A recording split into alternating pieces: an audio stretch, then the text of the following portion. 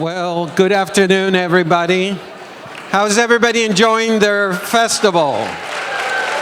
Fantastic. We have an incredible panel ahead for you. The lineup includes Edgar Wright, who wrote Baby Driver. We got Virgil Williams, who wrote Mudbound. We got Michael Weber, who wrote The Disaster Artist. We have Vanessa Taylor, who wrote The Shape of Water. And Adrian Molina, who wrote Coco. Oh, Liz Hanna, The Post. And Emily V. Gordon, The Big Sick. But before we bring out the panelists, let's watch clips from their films. So please welcome Edgar Wright, Baby Driver.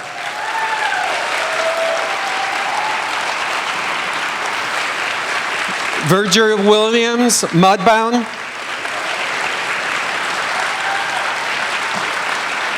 Michael H. Weber, The Disaster Artist. Vanessa Taylor, The Shape of Water. Adrian Molina, Coco. Liz Hanna, The Post. And Emily V. Gordon, The Big Sick. And please also welcome your moderator, editor-at-large for IndieWire, Ann Thompson. Hey, everybody. I love doing this panel. It's my favorite. Every year we get some of the year's most lauded, most brilliant, most fabulous screenwriters to come up here.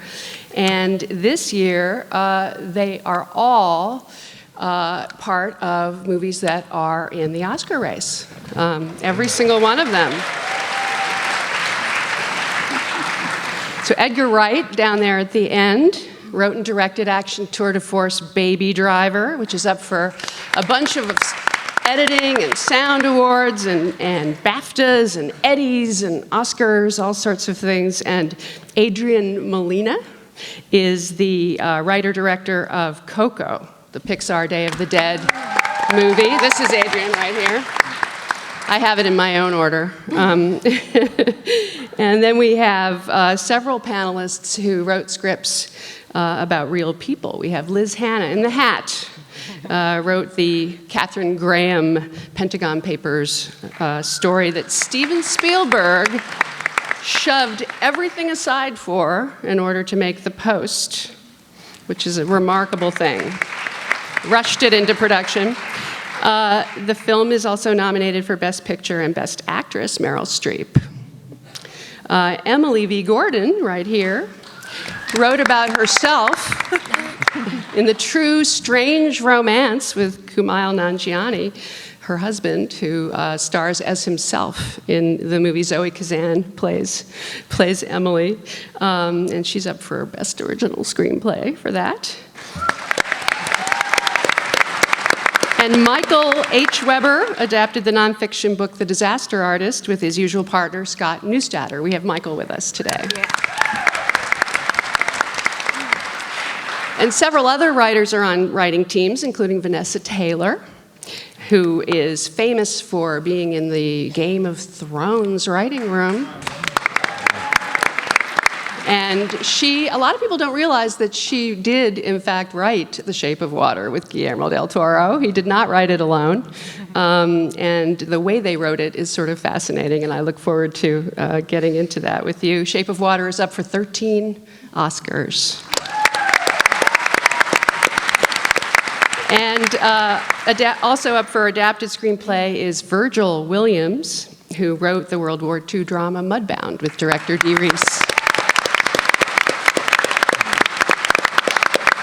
So now we will go in order, starting with Edgar at the end there. I would like each of you to give us a short resume of how you became a screenwriter. Oh, wow. I guess, funnily enough, I never set out to be a writer, I think, but very early on when I wanted to be a director, and I realized in reading other scripts that the perfect screenplay was never going to land on my doorstep, and I had to start writing myself. So it wasn't originally the plan, but it became the sort of a necessity, really, is that I had things in my head that I wanted to write down. You know, even Baby Driver was an idea that I'd had in some form for like 22 years. Wow. You know, I didn't really build up the confidence to start writing it until I'd done a few other movies. But in terms of starting as a screenwriter, I think I'd done stuff when I was very young, and then I did TV work, and then me and Simon Pegg were working together on a TV show, and we wanted to do a film together. And I'd just been reading a lot of scripts around. I don't want this to sound immodest, but you know, I said to Simon, I said, we could write better scripts than this. And so that's what we set out to do. But the first script that we wrote together, Shaun of the Dead, we were extremely... thank you. Thanks, Santa Barbara. We were very diligent about it, and I've not done a short answer at all. Sorry, I'll wrap this up. We were very diligent about it, and we read all the script books, and we sort of like treated it very seriously, and we did all the index cards and the charts, but we wanted to sort of like write a screenplay that, you know, was not just kind of two people trying their hand. We tried to be as professional about it as we possibly could. So that's how we got started. Turned out pretty damn good. Virgil, how about you? I'm born and raised in Chicago, and I actually started an actor. And I was cast in a movie called The Blues Brothers when I was 8 years old. Wow. What? I'm one of the orphans of the orphanage they're trying to save, the Mission from God. That's amazing. So Nobody on this panel is going to top that. I have a big afro. I mean, so I was SAG, AFTRA, and Equity by the time I was 13, because I was doing stage 2. But somewhere in adolescence, I realized, like, wow, to be a good actor, we tell them what to say, what time to show up, what to wear, where to stand. They have to find, they're like creative yogis. They have to find space where there is very little. And they have to find control when they're being controlled. And I realized, yeah, that's not for me at all. And then I went to, it was California or bust, and I went to the University of Southern California, but I got rejected from the film school. So I walked by the Steven Spielberg building every day, because he got rejected too. And then I got internships because I knew I had to come out of college with something or I would not eat. And I got internships. The first one was at New Line Cinema, and they'd ask me to make copies of a script, and I would make 2, and one would go home with me. And then I got an internship at Orion Pictures, when Orion was making movies like Dances with Wolves and Platoon and Silence of the Lambs. And the day that I read, and they had free movies. If you were an employee, you could have free, and it blew my mind, and I could bring a friend. Like, free movies, like, oh my God. And the day that I read the script for Silence of the Lambs, and then within an hour of finishing it, I saw the film. It was bing, and I knew that I could do that. I had the same, I think we've all said that. Like, I don't know if I said I could write better than that. I think I may have gone, I could do that one day. And that's sort of what did it for me, and then I just started writing and never stopped. And you worked in television, right? Yes, I've had a great TV career. My first job was on a show called 24. I went from, great show, thank you. I went from 24 to a show called Johnny Zero, which came and went fast. If you remember that show, your TV memory's great. But I went to that show because it was a John Wells show. And John brought me to ER, and I spent the last 4 seasons. I was on the last 4 seasons of ER, and then after that, I'm just telling my credits. I was on a show called The Chicago Code with Sean Ryan, the creator of The Shield, with Jason Clarke. So that was great to get him cast in Mudbound and be like, dude. And then after The Chicago Code, I spent 6 seasons on Criminal Minds on CBS, and my first season on Criminal Minds is when I adapted Mudbound. Excellent. Michael? I was, as a kid, I was a background extra in The Mirror Has Two Faces, which is basically like the Blues Brothers of Barbra Streisand's filmography. So it's no big deal. So, we could talk about that some other time. I always wanted to be a writer when I was a kid, but it wasn't until I went to college at Syracuse. Oh, nice. And Syracuse is like Santa Barbara if it snows every day and the sky is gray and bleak and you are really cold. I basically stayed in my dorm and watched 3 or 4 movies a day, and that's where I realized I wanted to write movies. About halfway through my years at college, I wanted a film internship in New York, and I opened the phone book, which dates this story because there's a phone book in it, and I cold called all the production companies in New York. This was in the mid-90s. And the person who answered the phone at Tribeca Productions, which is Robert De Niro's company, was Scott Neustadter, my now writing partner. But I had an internship there. Scott had just graduated Penn and started working there, and we became friends. And when I graduated college, I'm from New York. I wanted to stay in New York, and I got a job working for De Niro personally. And he sort of created a position for me. After a year of being a full-time assistant and getting no writing done, he created this job where he keeps all his props and wardrobe. So if you ever watch a De Niro movie, anything he holds or touches or wears or anything, he keeps. And my job, he created a job for me where I basically archived that stuff and had a lot of time to write. And I was trying to write, and it wasn't really going anywhere, and Scott was trying to write, and we just at a certain point, probably in like 2001, we thought let's just try to do this together to push each other to see if we can finish anything. And we wrote, in a span of like a year and a half, we wrote 3 things just to kind of see if we could do it, and one of them was 500 Days of Summer. Thank you, thanks. And that was the start. Vanessa? I didn't appear in any famous films. Just spoiler. Let's see. So I had always been writing. My mom's a writer, and so, but I thought maybe it would be hard to make a living at it. So I thought it might end up being a hobby. And then I found out you could kind of make a living in TV, and I was fortunate to get a writer's assistant job on a TV show, and I ended up working then for about 10 years in TV, finally on Game of Thrones. But in the midst of that time, I started wanting to write on the film side. And my agent at the time said, you should read this script called Lars and the Real Girl. Because I said, I don't know what to write or what to do. And he was like, you should read this. It's something that this person really wanted to write. And it really gave me the right idea. I was like, oh, got it. This is super weird, but awesome. So I ended up writing a script, and my managers got it onto the blacklist, and it got made, and that's really how I started. But truthfully, I was able to make my way in film a lot better after Game of Thrones. I would think so, absolutely. Adrian? I was once cast as a scrappy orphan in the community access program about the history of Grass Valley, California, where I grew up. I don't even know what it was called, but you might be able to go to the library and check it out on VHS tape. I have been in love with animation since I was a little kid, and I became a story artist in college. I started drawing out my ideas, and I got an internship at Pixar, and for the last 9 years, that's what I've been doing, is taking script pages or taking ideas and then drawing them up and putting them on screen. So I started on Coco as a story artist, and at a certain point, one, am so in love with animation, and 2, was so in love with this story.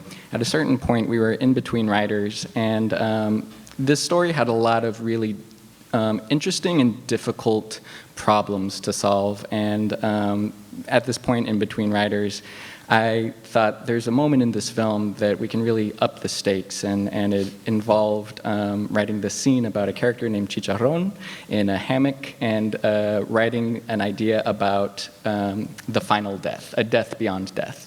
And so I took my ideas home, I wrote them up in a script page form, and I emailed it to my director, which I don't know if that's advisable. But we had a really good relationship, and having worked in drawings for so long, but loving all the words that I'd read and the script pages I'd read at Pixar, I thought this is a faster way to do this process, and that developed into that scene getting created, and then me writing more scenes, and then writing this Coco, my first screenplay. First screenplay.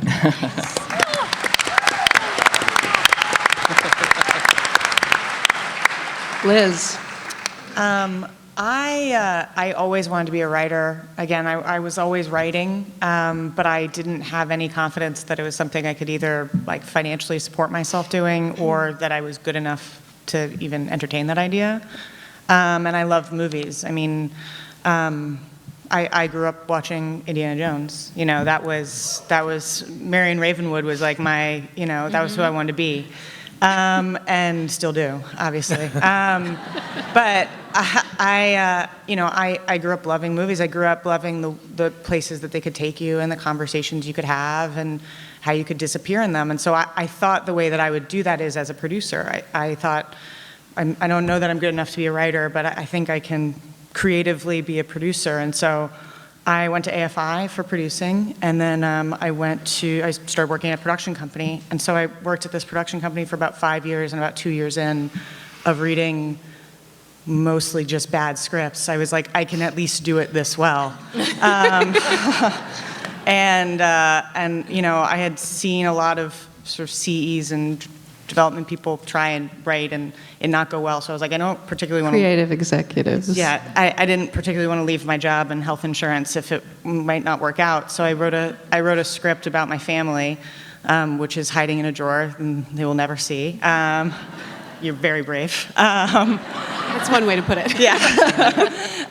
And I sent it to my boss, and I sent it to a friend of mine who's my now manager. And I said, if this is any good, let me know, and I'll quit my job. And if it's terrible, please tell me, and I will stay, and I will be a producer. And I quit my job 3 months later. Oh. And I spent about 5 years making no money, selling nothing, toiling away, I think, as most writers do, just trying to get a job. And then summer 2016, I had been talking about Katharine Graham for a really long time. Summer 2016, I was going to quit. I was like, I'll just go, I think I can go back to producing. Maybe this isn't for me. I tried, and nobody's reading anything that I wrote, so we'll see what happens. And my husband said, you've been talking about Katharine Graham for 5 years, why don't you write the script? Nice. And so I wrote it, and 5 months later, Amy bought it, and Amy Pascal bought it, and it's actually, I think a year this week, or a year next week, was when Stephen first read the script. That's awesome. A year? Yeah. That's amazing. This doesn't happen, people. Wow. So, yeah. That's amazing. I know. Oh, thank you. Emily? My dad was in a background in a scene of a movie called Mr. Destiny that starred Jim Belushi and shot in my hometown. It's a terrible movie. So that was the question, right? No. And I was a practicing couples and family therapist for about 6.5, 7 years, and that was my career. And then I started getting very, very burned out, and so I started writing relationship advice columns for women's magazines while I was running a stand-up show in New York and then Los Angeles. And that stand-up show led to that show becoming a television show, so I kind of learned how to be a producer. And then that stand-up show also led to comedians putting me in their writers' rooms for their TV shows, so I started writing for TV. I've written for The Carmichael Show, Crashing, Another Period, and at the same time, my husband and I were working on the script about the way that we kind of met and fell in love. And it was midway through one of those jobs that the script sold, and we got greenlit to make the movie. So I really like the idea of writing screenplays more because you can tell one story. And so that is how The Big Sick came about. Great. So Baby Driver is available, by the way, on DVD and Blu-ray with a great commentary track from Edgar Wright, just plugging you, Edgar. So you wrote this script with a PDF attached. Explain how the music was in the writing and the conception that you came up with. So basically, I mean, the film has 35 songs in it, and the whole idea is that the character is completely kind of governed by the music. That the character can't live without the music, and every scene is a different song. And I'd done in my previous movies some scenes that are all completely set to music, and it's something where you have to clear all that music before. And really to get people to understand the script, because I think people read it but didn't really understand exactly how it would look and feel. And as a writer-director, there is that thing, there's writing dialogue, but also I try as much as I can to sort of make the visual storytelling come across on the page. And with this movie, you also explain what it was going to sound like. So very early on in the process, I had about 10 of the tracks worked out. And with 2 of the people that eventually ended up working on it, Stephen Price, who's now an Oscar-winning composer. This is 10 years ago. The first thing I did is before I started writing, is I got in touch with Steve Price, who was a music editor at that point, before he'd won the Oscar for Gravity. And I didn't know him. He was somebody recommended to me as a great music editor. So we met, and I said, I really need you to help me break down these songs, because I want to write them into the script. Now, lots of producers will say never write songs into a script. And there is some wisdom in that, because if you write a song into a script, and the publishers realize how important that song is to you, they might say, ooh, let's add another 0 to the end of this song. I had written 27 songs into the Baby Driver script. So you can imagine some line producers reading it going, whoa. But what I had to do to try and get it across to the studio what it was going to be like is that we designed this PDF, special PDF, where you could basically push a button and listen to the song whilst you were reading it. It's almost like one of those children's books where it's there's a sound effect to turn the page. It's press the button, listen to the song, read this.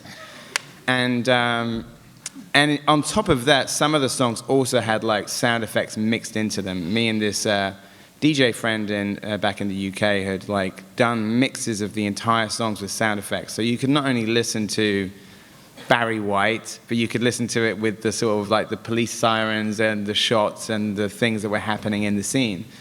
So that's how that's how the studio presented it.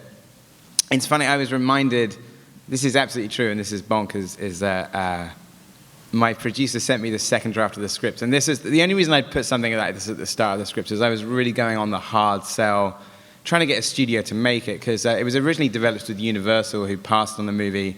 And then a couple of other people were interested, including Sony. And I did a redraft of the script, and I wrote this précis on the first page.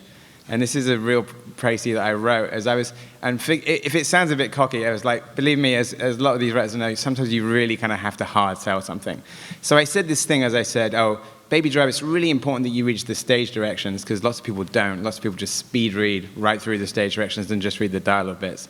And there's long sequences in Baby Driver with no dialogue. So it's important to read the stage directions and understand not just what you're seeing, but what you're hearing. And I said in this précis on the second draft of the page, the script, I said, it's really important that this is a film that's completely driven by music, and the finished film should at least be nominated for one of the sound Oscars. Babe turned out to be the case. I said, be nominated for one of the sound Oscars. I don't care which. I said, at the 2016 Academy Awards. So I was wrong in that I was 2 years off, but I did have it in writing. Anyway, but what I was presented to the studio was this is the script, this is all of the songs, and some of them have dialogue mixed into them. That's also what the actors read as well. So you could really if you sort of so it was presenting more than just the words. It's also presenting what it's going to look like and what it's going to sound like. So it was a lot of work, but obviously the people who not only were cast in the movie bought into it. I mean, Ansel Elgort, who was cast in the movie, always says in interviews, he goes, I feel like I heard the movie before I did it. It was we had this almost Later on, I did another thing, is we did a read-through of the first draft of the script with all completely different actors except for John Hamm. John Hamm was the only person who was still playing his part. I recorded the read-through, and then me and the editor, who's now nominated for his first Academy Award, Paul Matchless, we sat down and we edited all of the dialogue into the songs. So we basically had this radio play version of the movie. And it's then sort I could, of like an animatic in a Well, weird, like an animation movie in a weird later way. we could also put the storyboards into it as well. But even before that, we basically had like almost like a radio play version of the movie. Here's like all of the songs, all of the sound effects, and all of the dialogue. And then I could sit back and I'd say, oh, this scene has too many lines in it. This scene needs more dialogue. Oh, we need a bit more here. Maybe I can cut that line out, and then this can just be like a. So it was crazy. So we had this thing where you could play it to people and say, oh, do you want to listen to the movie? So did you have people giving you advice about what songs you should use?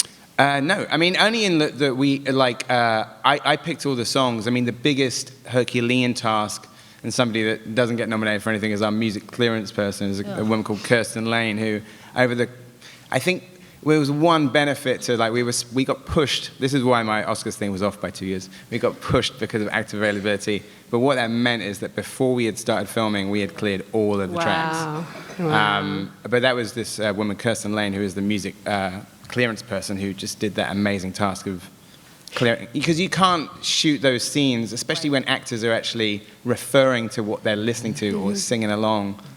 You can't go in blindly saying, well, let's hope we clear it. No. Because then you'll be completely screwed. Yeah.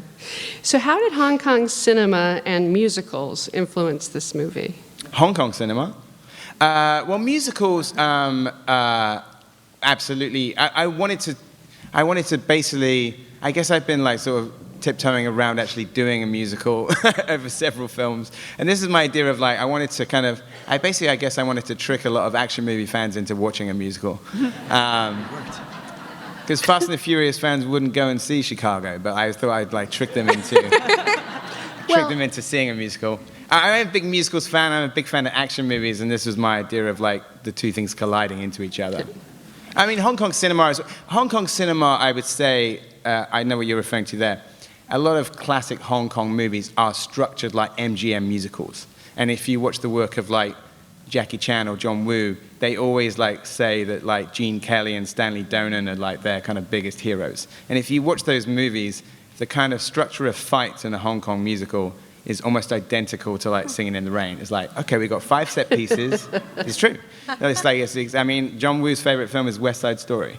And like you can kind of see the sort of the structure of those films are not dissimilar. So I sort of tried to do a similar thing in terms of thinking about an action movie like it was an old MGM film. How many numbers are going to be in this film, and what kind of numbers are they going to be? So if it's something like, here's a duet, here's a tap number, it's like, okay, here's a car chase, here's a gunfight, here's a foot chase. I would try and think about it in that sense. Great. Adrian, I'm going to go to you next. So Lee Unkrich, the director, pitched this Love Letter to Mexico idea to Pixar back in 2010, right? 2011. Wow. Yeah. So tell us how the brain trust works and how you became sort of incorporated into that kind of world. Yeah, so after Lee, I had worked with Lee as a story artist on Toy Story 3. Great movie.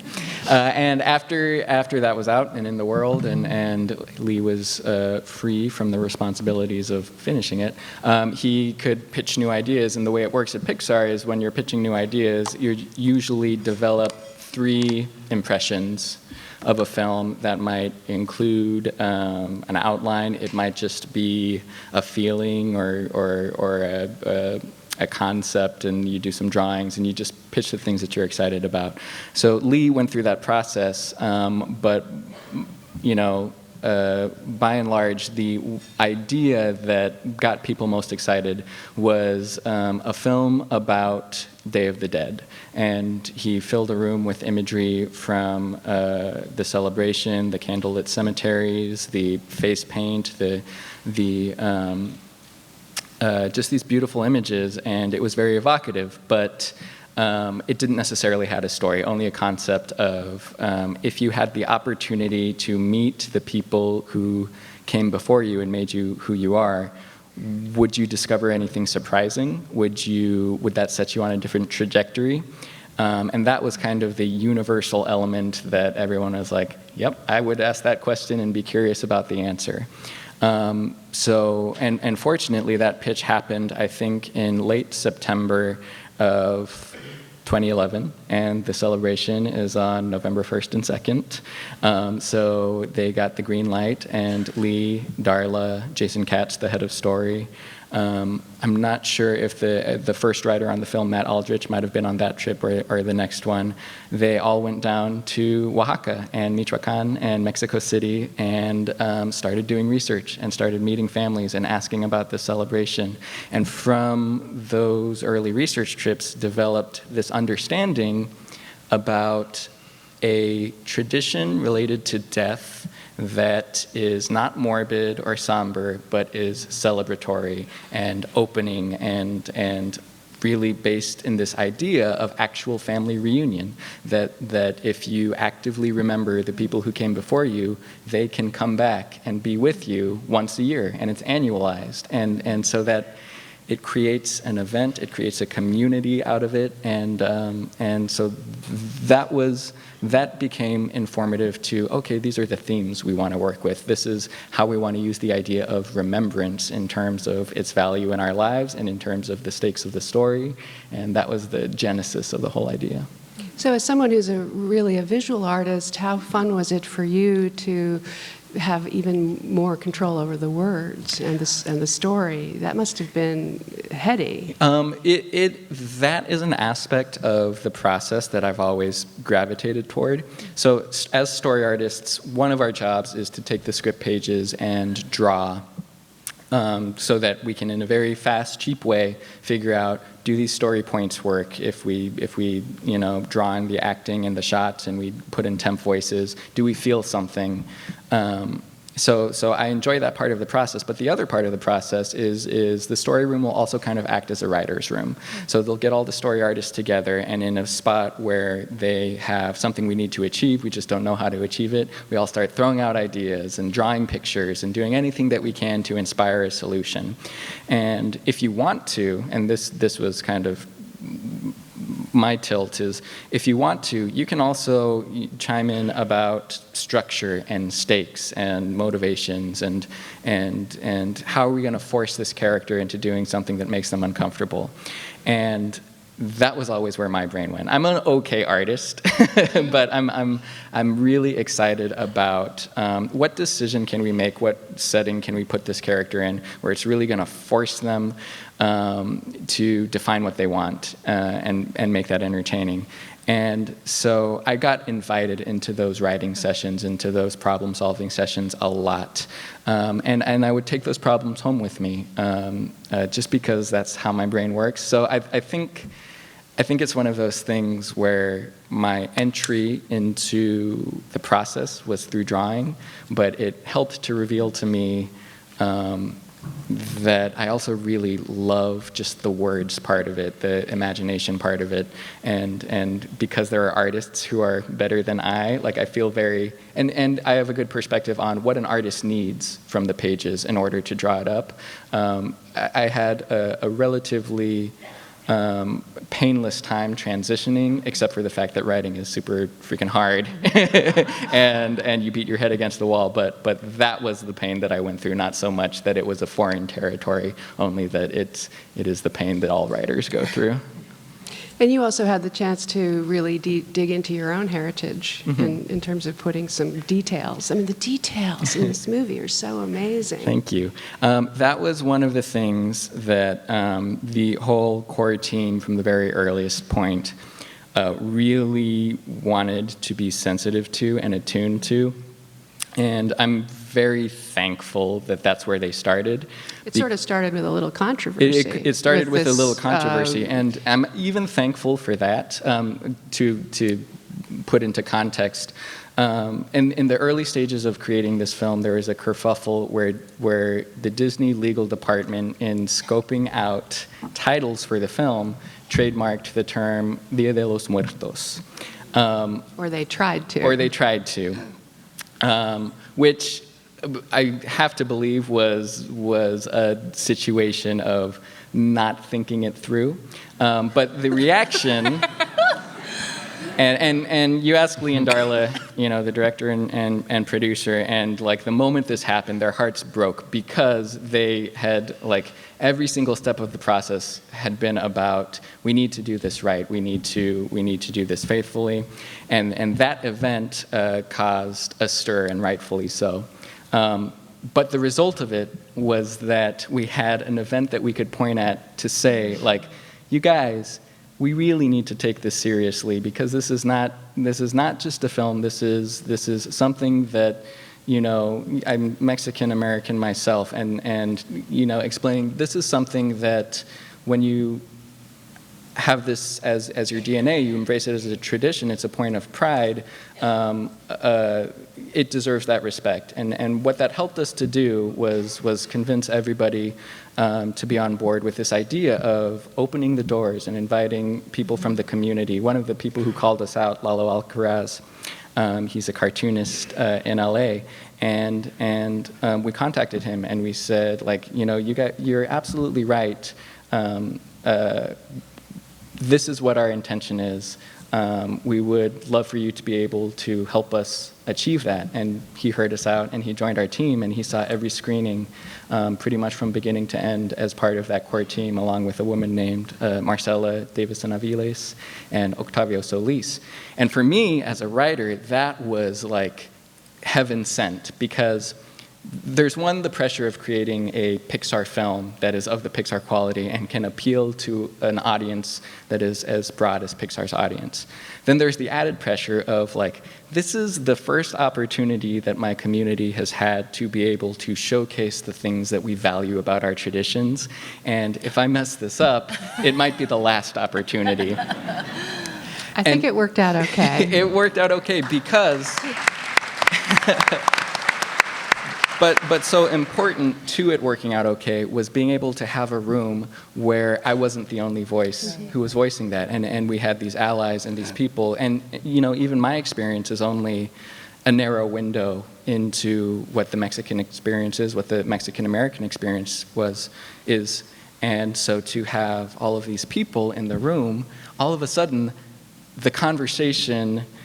Like, there's no danger of lapsing into cliche or stereotype, because we're all talking about our families, we're all talking about our experiences, we're all talking about the things that we take pride in, and that, I think, of all of the things that we had done differently with this film than any of the other films I'd worked on, was one of the most encouraging, like, life affirming things, only second to it going out in the world and feeling that love reflected back. So.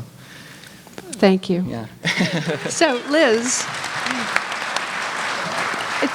in a weird way, you have a similar experience, which is that you were alone, suddenly finding out that Steven Spielberg wanted to make your movie, and that must have been a little scary. Yeah, it's sort of like the greatest and worst phone call you can ever get. Because, is it true that somebody called you at midnight? Yeah, when Amy Pascal bought the script, so the script wasn't really for sale.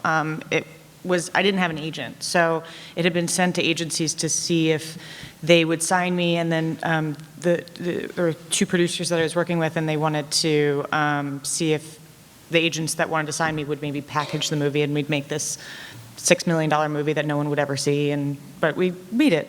And so it wasn't really out. I didn't think anybody was going to buy it, and I got a call on the Friday before Halloween from my manager that said that it had leaked to the studio, it leaked to the industry, and that people were getting really interested and that it might sell.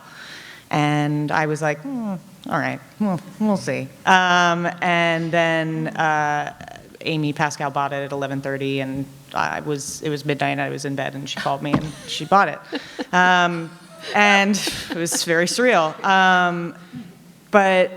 And so when I found out that Steven was doing it, I think there were many, many sort of surreal steps of the way, not the least of which is the fact that the movie got made at all, that the movie got made in a year, that it got made with this team, with this cast, with these people, and I think also, ultimately, that we got to make the movie we wanted to make. The very first conversation I ever had with really anybody who was involved in the film, and the very first conversation I had with Steven was, he said, do you think this is a movie about the Pentagon Papers, or do you think this is a movie about Katharine Graham? And I said, it's always been a movie about Katharine Graham. And he said, great, that's what I think it is too.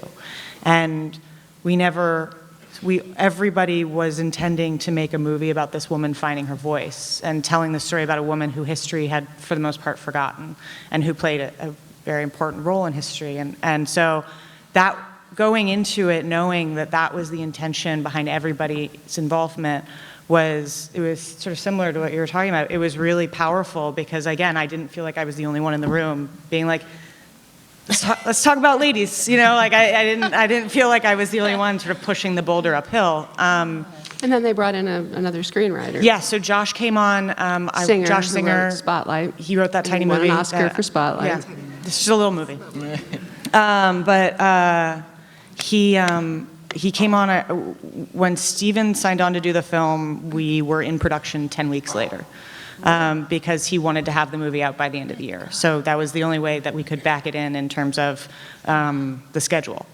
And so our other producer, Christy McCosco-Krieger, basically, tried to figure out how to make our movie, do post on Ready Player One, have this movie shot in 9 weeks, have it scored by John Williams, and I think it was 5 weeks, and then have it released in December. I mean, it was like, and she decided that in like February of last year. So I also got married in the middle of it. So Congratulations. Thank you. So it was a little, 2017 was a bit of a crazy, I haven't slept yet. But the thing about it is that I don't remember what I was talking Well, it's okay. It's okay. That's it. I'm not gonna lie. You ended up I'm not really being tired, alone. guys. So was it 180 pages at one point? It was so. Oh, Josh, right? Okay, got it. Sorry, Yeah. guys. So the first draft that I wrote, that like I say first draft often. Like my first drafts are the drafts that no one reads except like my husband and sort of 3 friends who I go to for notes. It's not the official first draft of anything. This is like the vomit draft that's horrible. That first draft was 165 pages. And then the draft that eventually was the spec that sold and then that was on the blacklist, I think was about 117. And then by shooting, we were around 130. Okay. But so Josh came on, I think maybe a couple of weeks after Steven had signed on, let's be really honest. I had never had a movie produced before. Definitely not directed by Steven Spielberg. Definitely not starring Tom Hanks and Meryl Streep. Definitely not shooting in 10 weeks. So I was slightly terrified, and there was an enormous amount of vetting that we had to do, and not only to make it as historically accurate as possible, just because of we want it to be, but we're writing a movie about journalists. They get a little cranky if you get it wrong. So Josh had an enormous amount of experience, obviously, with Spotlight. So and he's also an incredible writer. So we partnered on it, and he came on, and we sent the script to everybody on the Spotlight team. We sent it to Marty Barron, who was at the Globe and now is at the Washington Post. We also had access to the Graham family, who was absolutely incredible, and Sally Quinn and the Bradley family, and obviously Dan Ellsberg. And so we basically sat in a dark room for 10 weeks, and then the 9 weeks of shooting. I don't know how Josh has any hair left because it was just being pulled out at all times, getting notes from everybody and incorporating those. So it was a constant process. So one question that I've had about, a couple of people have raised this issue, the question of the way Meryl played Katharine Graham as being sort of tentative and not necessary. People say that she knew more about how to run a newspaper and be a publisher than perhaps the way it was portrayed in the movie. She definitely knew. I don't know that she knew more that is portrayed in the film. She definitely knew more than probably anybody that was sitting at the boardroom. She didn't. I would say that she did not have the confidence to be the publisher that she was until after the Pentagon Papers. She very much was a woman who was educated in order to be a mother and a wife and run the home. she had always wanted to be a journalist. She'd actually worked at a paper in San Francisco when she was in her early 20s. And people always sort of refer to her as having ink in her vein, or veins, because there's more than one, I think. So she, I think, was a woman that was, at this point in her life, overwrought with insecurities, because she had been told her entire life that she wasn't supposed to run the paper. In fact, her father had left the paper to her husband instead of her, had gone outside of the family and left it to him. And the only reason that she took over the paper was because he suddenly passed away. And so it was a very sort of unforeseen circumstances that she even found herself in that position. And definitely her relationship with Ben Bradley and this experience with the Pentagon Papers, which was why we decided that this was the moment to tell her story, is what defined her for the following 40 years of her life. Cool. So Emily,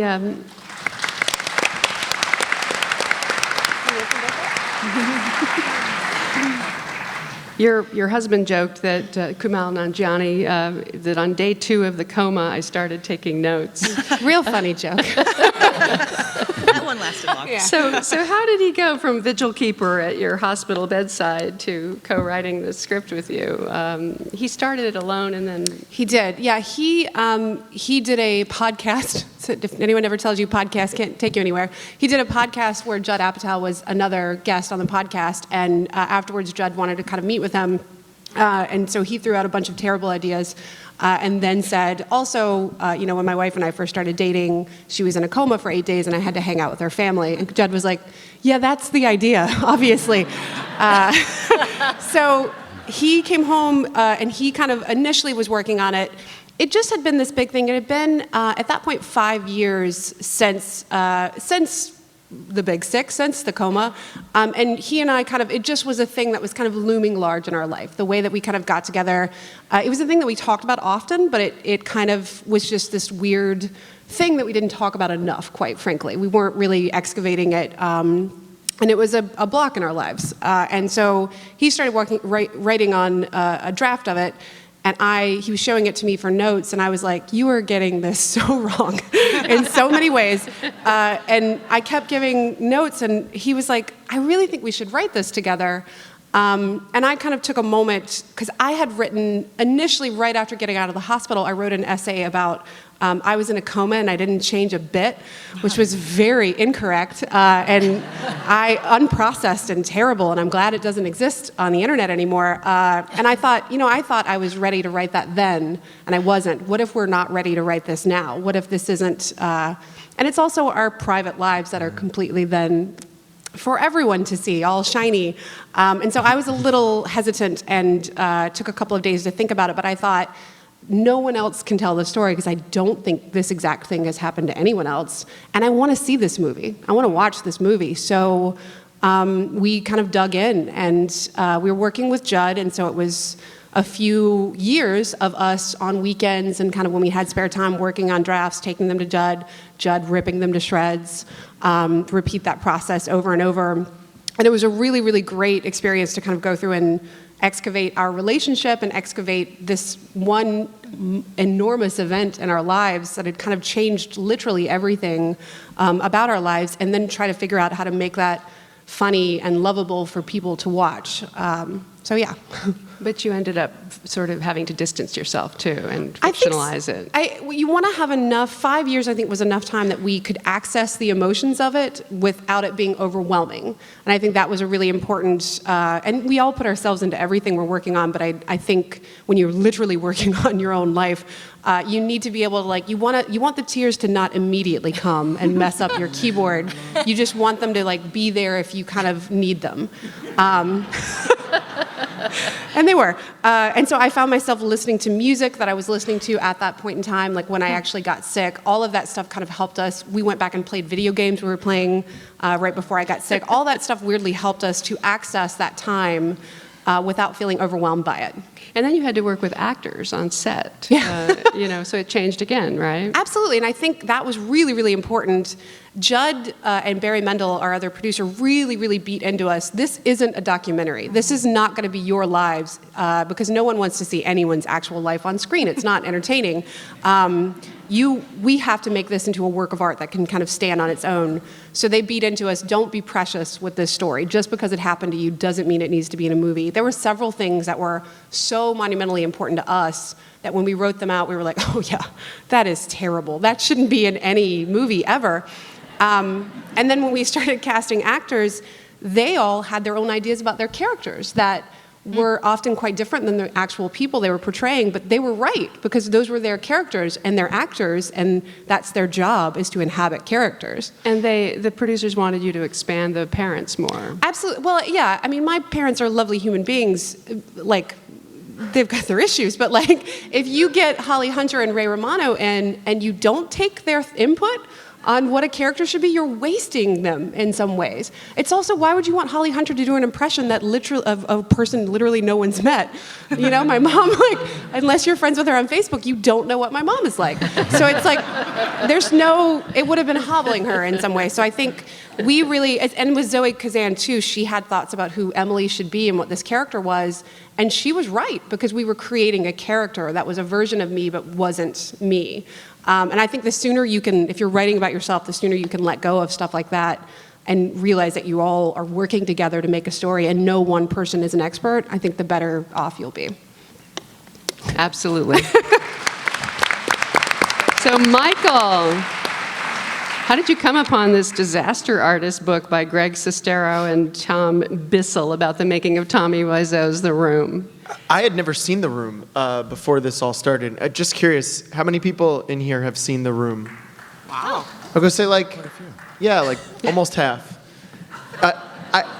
No, that's really good, because I had seen the billboard. My first time visiting LA, the billboard was up, and if you know that billboard, it's the scariest goddamn thing in the world. And Scott and I were together that trip visiting LA, and we both saw it at the same time and thought, what the fuck is that thing? Because it looks like an off Broadway freak show, or like a costume store. We didn't it had a phone number, which movie posters don't have phone numbers on them. And we later found out that phone number went to Tommy Wiseau's home. He would answer that. Wow. And set up screenings for people who wanted to see the movie. I never called the number. Scott didn't call the number. Neither of us had seen the movie. I knew about the book, The Disaster Artist, that was written by Greg Sestero, one of the two guys in the room, and Tommy's friend, and Tom Bissell, who's like a celebrated essayist and nonfiction writer. And I'd heard the book was great. I hadn't read it. It was sent to us by James Franco and Seth Rogen, who we had never met. So we were sort of surprised they were, interested in working with us. Most of the things we had written were relationship movies. Which this is, in a way. Which it is, but we didn't know initially. We started reading the book, and immediately our touchstones were Ed Wood and Sunset Boulevard and Boogie Nights and The Talented Mr. Ripley. And we went in for a meeting with those guys, and not knowing, like, if they wanted to do a version more like Bowfinger of 2 hours of sort of production shenanigans, which is a great movie, but we're not the guys. It takes us all day to write one joke. We just don't have that muscle. And no, I'll never forget that meeting. Inside of 5 minutes, they were talking about Ed Wood and Boogie Nights and the same film. So they wanted to focus on the relationship as well. For us, the making of The Room, which is considered the Citizen Kane of bad movies, that was sort of the vehicle, but the backdrop in some ways. Because for us, this was always about friendship. And it's two outsiders who desperately wanted to be in Hollywood and make movies and tell stories, and nobody believed in them. They believed in each other when no one else did. And Scott and I related. It really wasn't that long ago when we were two outsiders desperate to figure out how to break into this crazy business. And so for us, the book is really interesting. If you've read it, it's really phenomenal. Every other chapter, the odd number chapters are the history of the production, but the even number chapters are the history of the friendship. And we basically took the production chapters and put them off to the side and just focused on the friendship. And then we would sort of dip into the production stuff when we needed it. Scott stopped reading the book after about 4 or 5 chapters to watch The Room. And he made the mistake that I'll advise those of you who've never seen The Room. He watched it alone on his laptop, which is not the way to watch that movie because it's incomprehensible. And you will, 10 minutes in, you think it's a porno, and 10 minutes after that, you think it's a home movie, and 20 minutes after that, you think it might be a snuff film. Like, it doesn't make any sense.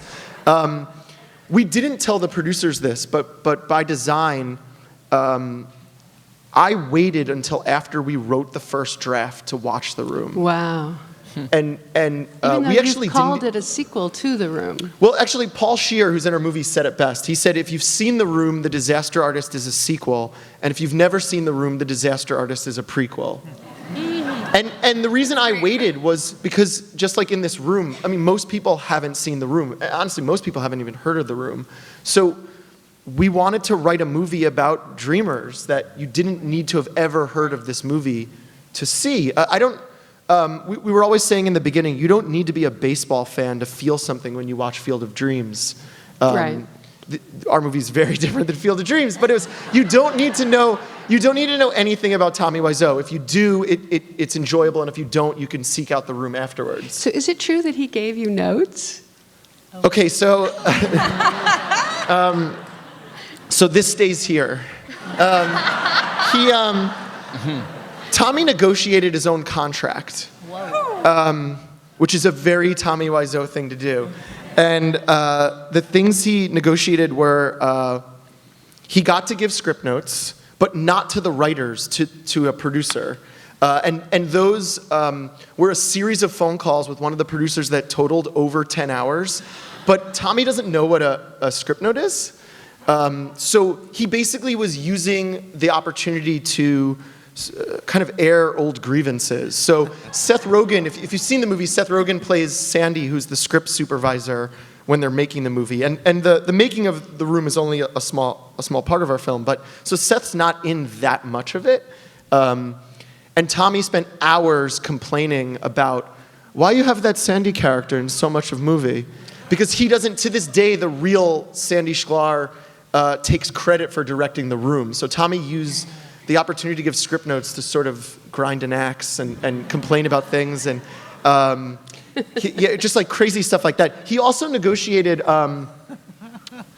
we had to shoot a scene with him in it opposite James Franco, as if there'd be 2 guys who look like that anywhere. And he negotiated, he had hair and makeup approval, and he got to name his own character, Henri. But he forgot to negotiate that we had to put the scene in the movie.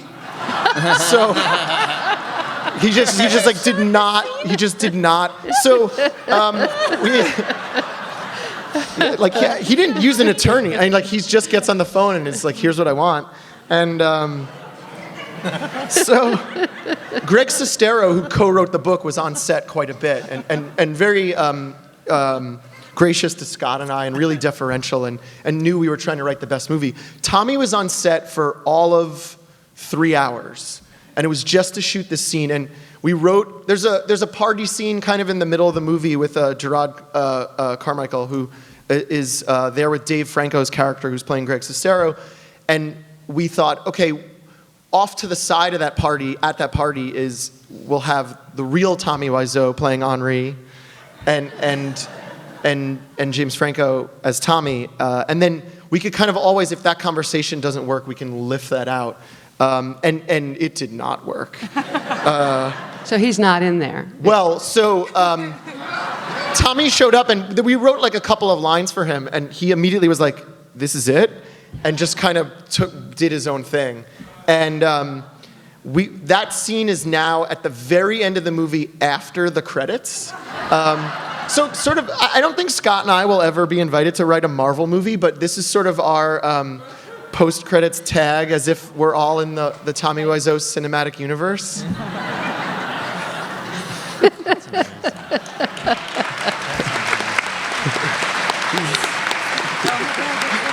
So Vanessa, is it true that when you were writing The Shape of Water that you and Guillermo del Toro never spoke to each other?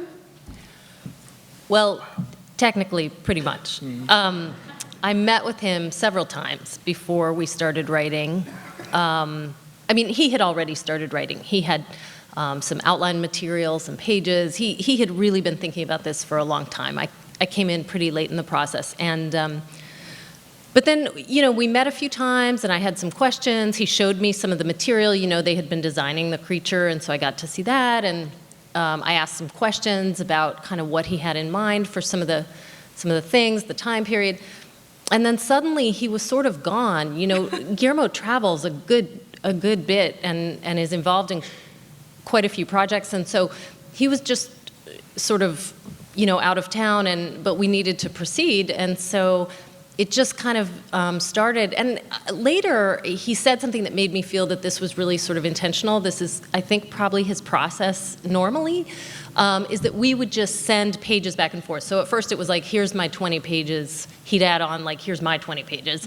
And then finally it would be whole drafts. And, you know, I think we spoke once about, you know, some question that we actually were going to talk about. And I sent maybe one email that was a question for clarification. Like, I went round and round and I was like, I've got to reach out. I just don't know the answer.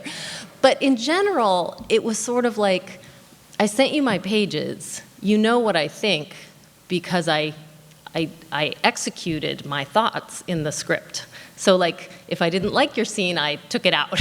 And so I don't need to call. So were you able to take things out that he did, and he was able to take, because he was finally the boss. Right, and I knew, obviously, that he would put things back if he wanted them back. And so I would always ask, what are the parameters of this draft? Do you want to polish? Do I have carte blanche? I can do anything I want. I would always get clarification very early on of what those parameters were. But then after that, if he would say, you can do whatever you want, I really felt like, and who knows if he would agree with this, but the thought in my mind was, Guillermo's been working a long time. He's a very established, respected, successful director. And my impression is that when you're that person, and this may not be true for Guillermo, he has friends who are very talented and I think are candid with him, but I think a lot of the time you find it harder and harder to get people who will tell you the honest truth about your thing, and that's how you end up in a theater watching something and being like, wow, that famous, amazing person made this thing that I don't really get, you know, and why is it 4 hours long, and I don't understand. And so I thought, what I can give this person is my honesty. I will tell him honestly. So if I hate a scene, I'll pull it, and if he puts it back in, I'll pull it again. And I know he's going to put it back, but I'm going to make clear, like, this is what I think. I know, I'm sure he wanted to kill me. And so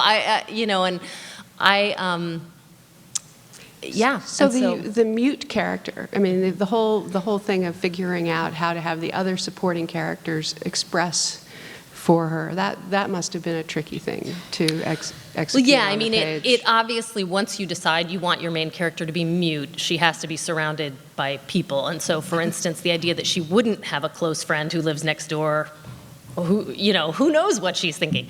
So you had to have those things sort of lined up. But I always thought it was such an opportunity to have these two characters who didn't speak. It always felt to me like this kind of great, fun challenge that we could absolutely handle, but that would put a real sort of elegance and space at the center of the film.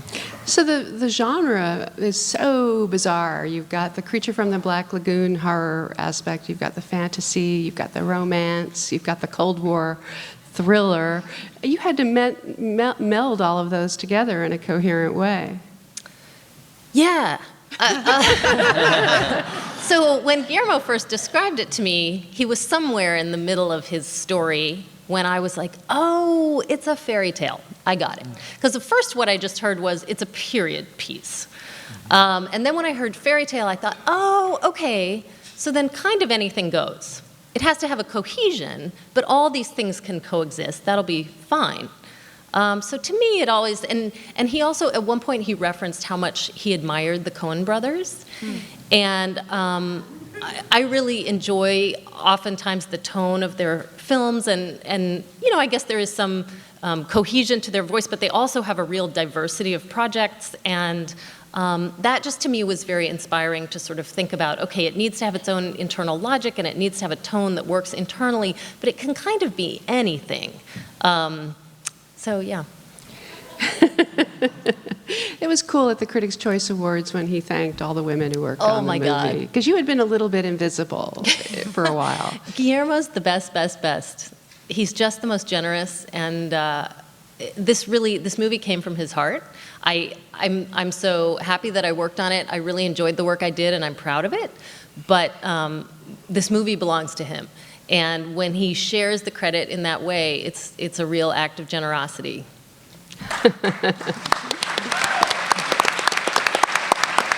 Virgil. So you worked on this you loved this book. You were just passionate about this book, and it took a really long time, 8 years, right, to get it made? What took so long? I love asking that question. I'm lazy, and I just don't like work. You know, I think that things happen the way that they're supposed to. And, you know, I don't know that the world was ready for it yet. I don't know that Dee was ready for it yet. I just think that things happen the way that they're supposed to. And I think it's sort of given the climate, you know, I'm not talking about the Santa Barbara weather either. It came at the right time. It came when it was supposed to come. But what would you say were some of the pushback that you got? Yeah, well, you know, look, it's when the book first found me, my agent begged me, please, God, not that one. Because when I switched agencies because my TV career was going great, but I wasn't getting any feature love. So when I went to CAA, they sat me down with a fantastic book agent because I said, I want to adapt books. Every movie I see is based on a novel by. So they asked me what kind of stories I liked, and I told them, and they sent me a stack of books about that tall. And Mudbound was the third one. And it grabbed me by the heart. And it felt like a responsibility. It felt like something, that story's about inheritance and what we have all inherited based on our own collective history.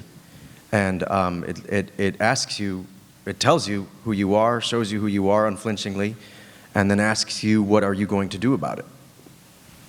And using my God-given gift was what I was going to do. What I was going to use my pen like a sword. That's how I decided to fight. Because it felt like God herself was like, this is what you're doing, Virgil. Do I have to? Because my agent said I should do something like urban and gritty. Kind of gritty. Because that'll sell. And you sent me these kids and I got to feed them. This is what you're doing, Virgil. So that was really the sentiment. I mean, it felt like I got drafted.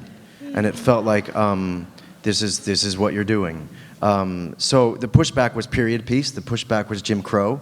The pushback was, this is an unflinching look at racism and in America. And that's scar tissue. So people see that, and there are varied reactions to the film. Some people come out of it gutted. Some people come out of it hopeful. Some people come out of it angry. Some people come out of it ashamed, because it has to do with whatever your inheritance is. And an inheritance is not something that you've asked for. It is something that has been left to you. And whether you want to leave it in the garage and never touch it, that's on you. So that was really the pushback. The pushback was sort of Hollywood. Going, this won't sell, this is too real, this is too honest. You're a minority writer, and you should write something urban and gritty. So Dee Reese was the solution to the problem. Dee Reese was a solution to the problem. She was the tip of that spear. But, you know, look, as anyone and everyone up on this stage will attest to, getting a film made is a daisy chain of miracles. And there is no one person. And as a pure, I mean, I am pure cursor chaser. I don't have aspirations to direct. I chase the cursor, and I'm going to catch it one day. So, you know, I am of the opinion that these are, and I'm also a television writer, so I'm very team. You know, I sort of, whenever I see the vanity credit, I sort of rankle, unless you've written it, directed it, acted it, edited it, production designed it, did the hair and makeup, did crafty, drove the transpo vans. I don't know how it's yours. It's ours. So again, Dee was the tip of the spear, and it was Dee's skill and her will and this astounding amount of personal history, and I mean, she's a filmic genius, and I don't throw that word around lightly. No, that was an enormous scale movie to pull off in the budget 29 days. Insane. Yeah. $10 million. Yes, ma'am. Dee Reese did that. Dee Reese did that. But again, not without Rachel Morrison. Rachel Morrison, first woman cinematography. Not without nominated Pud, for the not without Oscar. Meko, not without David Bamba, not without Sally Jo Effinson, not without a sort of legion, Cassian Elwes, Charles King, who was writing checks out of his own account to help make this movie go. So, And Netflix. And Netflix. Which Netflix bought was it at Sundance. when no one believed, when everyone was scared. Whenever there's stories that there was a big bidding war, there was no bidding war. Nobody would bid on it except There was no bidding Netflix. And then they spent 12.5 And to then they make spent everybody whole. 12.5, and Yes. because they have, I think about Netflix and I'm so grateful. I have never seen Lawrence of Arabia on the big screen, and there are many old school people who go, oh, you're missing out. It's too bad for you, Virg. But I come from a generation where I had the ability to watch Lawrence of Arabia 87 times. So I could recite Lawrence of Arabia, and despite me not having seen it big, what I maybe lack in screen size, I made up for in volume, which is part of the reason I became a writer, because I can recite movies. I've seen them so many times. So the fact that there's a kid who can just pull up that movie at any time, or a high school teacher that can pull up that movie at any time, and then it will play indefinitely. There's an indefinite run. Because I wrote it for the kids, because the second I closed the book, I was like, my God, this is To Kill a Mockingbird for this generation. Wow. And I wrote it for them. I didn't write it for me. It was bigger than me. I'm a little guy, it's not saying much, but it was bigger than me. So that's I'm like Ted Sarandos and Scott Stuber are like my boys. Like I love those guys. So now I'm going to throw it open to everybody. What is the problem in Hollywood with writing original screenplays? Why is that such a challenge? What's the solution for that? Some of you have done it, but Do you mean it's the hard. problem getting scripts made? Yeah. Getting them, being able to write one. Well, Either you do it speculatively or you try to get an assignment. Aren't they in love with established properties? Aren't they in love That's with what things it that are is. already sort of established? There's not a sense of exploration or a sense of originality. Is not a sense of that. I think that's probably the biggest issue, is they want something that's sellable. But I think also, I've noticed increasingly at a lot of the studios, the people in the higher positions and making these decisions come from a marketing background. Mm-hmm. So I'm not defending this. It does seem like more adaptations and more things based on other properties are getting made, because people calling the shots with a marketing background can look at, oh, there's already built-in marketing. There's already fans for this book. The poster could look like the book cover or whatever. I mean, if you come from a marketing background, that's the way you're going to look at these things. So I'm not defending it, other than I've noticed how marketing people have moved up and run a lot of these studios. So that's their muscle. I mean, that's what they know. I think I'll say, because I just realized I have the cheapest movie on this panel by a long shot. Our movie would not have gotten made. They just look at a return on investment, and a movie about a Muslim guy in love with a girl in a coma is not an easy sell. And so we not only had Judd, who was advocating for us, but our budget was $5 million. And our movie would not have gotten made with a larger budget, because no one wanted to take a chance on this movie that is a gamble.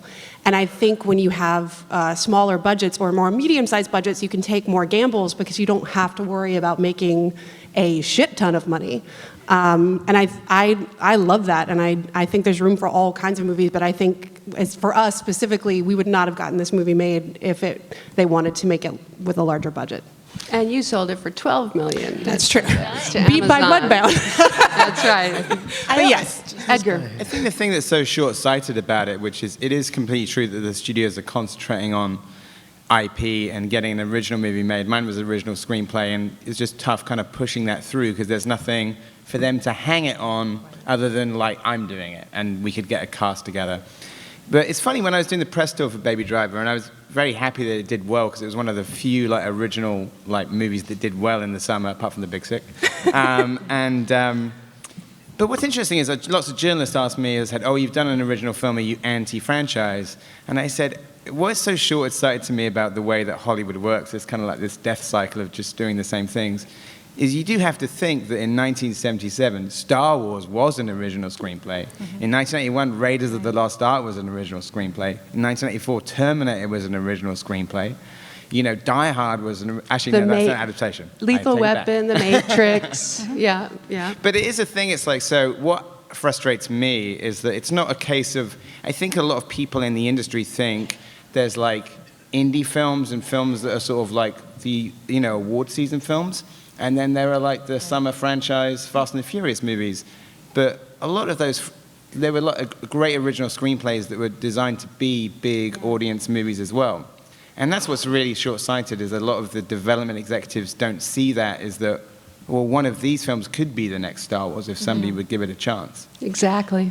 Absolutely. I think it's also really easy to say no. Like that's the easiest answer. Because if you say yes, all of a sudden there's a million other questions that you have to answer, and there's a million other problems that come up. And if it's what Michael was saying, is if you can point to, well, this movie made this much money, this script has, you know, or this book or this comic book or this has the same things as that, and so, you know, then it makes a lot of those questions and those possibilities, those issues go away. If you are immediately thrusting something that is unexpected into the world, you know, not only to the studios or to producers or to financiers, if you're thrusting something to them and literally all you're saying is like, I know people will see this, listen to me, I don't think it's pretty hard to do that. And so I think how you change it is, I think you sort of can't give up writing them, because eventually they get, you know, eventually one percolates or two percolates or three, or, you know, the stories happen. And I think if writers give in and are like, okay, I'll just do that movie, instead of fighting for the stories that I think we know need to be told, then that's how you see the disappearance of original stories or adapted stories that are important, that are hard to make, that are the easiest no. But then we lose why any of us wanted to make films in the first place, which is, I think we want to entertain and we want people to talk, and we have to keep fighting for that.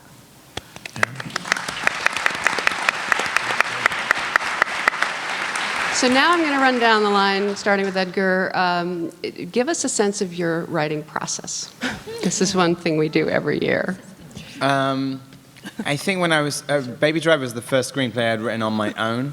Everything else I'd written before I'd co-written with either Simon Pegg or Joe Cornish or Michael Bacall. So I wrote this one on my own, and so my process was like a lot of, I think I would just read what other people did and sort of just procrastinate doing that for like between 9:30 and 3. Which would be like reading the whole of the Los Angeles Times and having several coffees, and then like thinking, oh, maybe I should research bank robbers. Let's watch a bunch of documentaries. I did actually, one thing I did do on this movie, which was an extraordinary thing, is I did interview ex-cons, and that was amazing. One of them became, I liked hanging out with him so much, and I had so many questions for him that I felt confident enough to share script pages with him. And this is a guy who, his name's Joe Lawyer. He's actually got a technical consultant credit on the movie, because he had, in the 80s and 90s, had committed 32 bank robberies. And he'd been to prison. He'd been in prison for 12 years. He now works as a writer and as a technical consultant. But I used to love, I thought, I was not like, unlike sort of studio executives and stuff, I was thinking, I'll take script notes from a bank robber. Because as an English person writing an American crime film, I was interested in what he had to say. And also, because he's been in prison, he's not only had some of these experiences himself, but he's met everybody else. And so he just had a million stories. And, sorry? He was represented by CAA. Of course he was. That's how it works. Well, we don't have as much time as I wish we did, but let's run down quickly. Virgil, how do you do it? Every project, I think, the process, the project the process will reveal itself to you. I think there's sort of a fingerprint for this particular project. The first thing that I had to do was read the book 4 times and take exhaustive notes and sort of, I'll keep this, I'll keep that, I'm 86 that, keep that, change that, move that here, that sort of exercise. So I ended up with a pretty thorough outline of, and then because when I wrote it, I had a day job. So I would go to Criminal Minds during the day and serial killers on CBS. And then I would come home and I would have dinner with my wife, my new babies, and then I would say I'm going to the Delta. Because I didn't have time to sort of mess around, I needed an outline. So I needed to know what I was going to write that night. I couldn't, I'd passed the stage of where I could sort of kick my feet up and kick the can in my brain for a few hours. And once I had that outline document, I would literally go in and just bang until it was like, and I was doing that, and I couldn't, and then did that until it was finished. Michael? Scott and I have had the same process for every film we've written. We will have a lot of conversations over the phone, over email. He lives in LA, I live in New York. We never write in the same room. We would get nothing accomplished if we still get nothing accomplished when we're together. Those conversations will become eventually an outline, whether or not it's an original or an adaptation. And we will go over that outline and try to solve as many problems as we can. Outlining isn't fun. There's no romantic notion of outlining, but for us, it's so much easier to solve problems looking at 5 or 6 pages. And we'll cram as much as we can in there, from like transitions to lines of dialogue to other bits of information, so that when it comes time to writing, we can divide up really small batches of scenes. Someone takes 1, 2, 3, I take 4, 5, 6. We write for a day or 2 separately, email each other, edit each other, email back, and it kind of streamlines. If there's a scene neither one of us wants to write in the outline, we take a step back, we get on the phone, and we're like, okay, if neither one of us is excited to write this, who's going to want to read it, let alone watch it? So it becomes a good barometer for, ideally, we're both excited to write most of the scenes of the movie, and that's always been our process. Vanessa? It doesn't have to be Shape of Water. It can be what you usually do. Yeah. Because that was unusual. I email Guillermo. I tend to go back. I mean, it depends what you're doing, of course, but I tend to go back and forth between scene work and pulling back and doing cards. Or I don't tend to do hugely detailed beat sheets, but I'll pull back to the structure, try to figure out where I've gone wrong, then go back in and write scenes, then pull back again and be like, wait, where am I? I got lost. And so I just sort of go back and forth like that. And are you going to be writing more screenplays, Adrian? I hope to. My task is, my process is very task-oriented. So I'll write an outline and put up a draft, and then I'll open up a scene and I'll say, I know that this scene needs to do these 4 things, and then I make the mental Venn diagram of what is the device that allows me to do as many of these things as possible, and I try to write that, and if I can check all of them off, then I've done my work for the day. If I get 3 out of 4, I keep the 4th one on the side, but it's every scene, every through line, I just try to create a list of tasks so that I know that I'm achieving the things I want to achieve with the next draft. Cool. Liz? I find that dinner scenes are where the Venn diagram gets accomplished.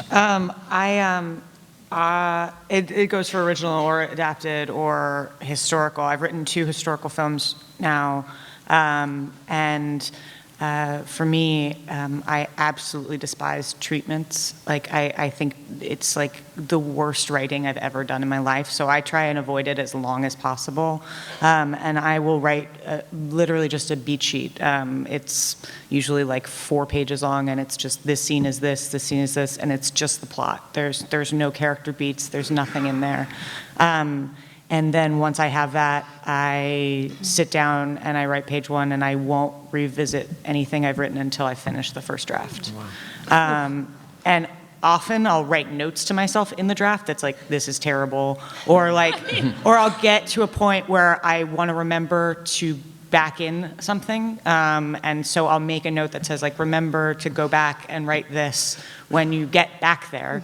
But I agree, like scene work is sort of what I love to do, and dialogue is something specifically that I love to do. I find that the reason that I don't like to write treatments is that I find for me that I figure out the characters through their words, through how they speak to each other. And so if I'm not doing that, it feels like it's a waste of time for me because I'm not sort of living their lives, which is sort of how I try and tell stories. So yeah, so I'll write the most horrific vomit draft of anything I've ever written. And then the rewriting process happens, which that is sort of extraordinarily intensive, and it just will continue forever. How many drafts do you think the Post had? My spec had, to get to the first draft that was sent to Star Thrower, who are executive producers on the project, who I had been talking about doing the movie with for 2 years. And I spec'd it, but I had sort of every like 4 months been like, I'm really gonna write it, guys. And then I didn't tell them I was writing it because I was really worried it was gonna be bad. And so then I sent it to them. That draft, from my first draft, I would say was about 4. Okay. I have no idea how many drafts we did in production. After that, Yeah. So Emily, I love the idea of you and Kumail sitting around your apartment in your pajamas writing. Yes, that's how it feels like it would be. But I have a very strict rule of I get dressed to write, because otherwise I don't have anywhere to wear clothes. And very specific different playlists for each thing I'm working on. So every project has its own playlist. Coffee, and has to be in separate rooms from Kumail when we're working together, because if we were in the same room, we would kill each other. We don't speak while we're writing. We divide up. If we have a beat sheet, which is what we did for our movie, we had a beat sheet, and I would be like, I'm going to take these 5 scenes. He'd be like, okay, I'll take these 5. Okay, bye. And then we'd go into our separate areas, and then literally you're not even allowed to speak to each other. We have to G-chat each other if we want to talk or text, because otherwise you get distracted either with good or bad things. Married. So we would do that, #married. We would do that, write those scenes, and then trade, rewrite each other's scenes, and then email those scenes back to each other for the next rewrite. And then when you want to argue with the person, why did you take this joke out? You can't. You have to G-chat them, and then you're like, is that even worth it? And then you do that over and over again for several years. I wish we could keep going. I have more questions, but it's time to go. Thank you so much, everybody. Thank you, guys. Thank you.